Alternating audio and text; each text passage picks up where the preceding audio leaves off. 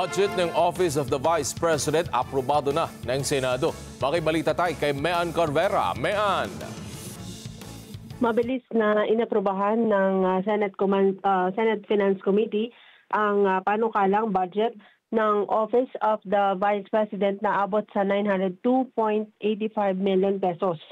Inaprubahan ng budget matapos maghain ng motion si Senate Majority Leader Juan Miguel Zubiri na mabigyan ng kortesiya ang tanggapan ng pangalawang Pangulo. Mismong si Vice President Sara Duterte ang humarap at nagpresenta ng kanilang panukalang pondo.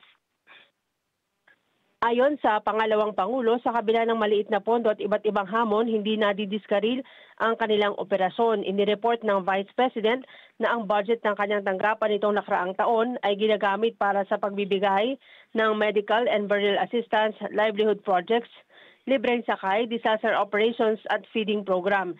Hindi na raw sila lumikha ng bagong programa dahil naniniwala silang hindi naman naaprobahan ng administrasyon ang dagdag na budget.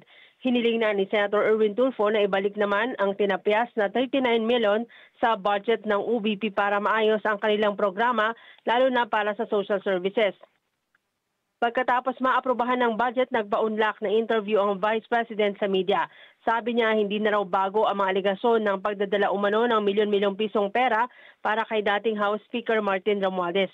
Sabi ng pangalawang Pangulo, bahagi umano ito ng modus ni Romualdez at hindi lang umano sa flood control nang gagaling ang pera na nakalagay sa mga maleta kundi sa mga umano'y illegal gambling operations.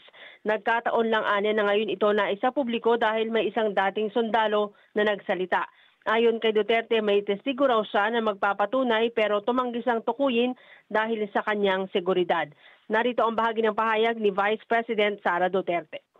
Simula pa lang noong pagpasok namin as President and Vice President, naririnig na namin yung delivery ng mga pera na nakalagay sa mga suitcases.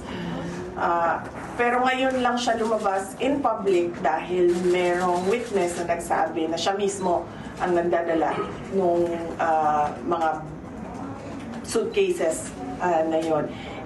Hindi siya odd for Martin Romualdez because he was already involved in heavy luggages doon sa Okada case. Mean Corvera, para sa mata ng Agila, matatag, matapang, matapa.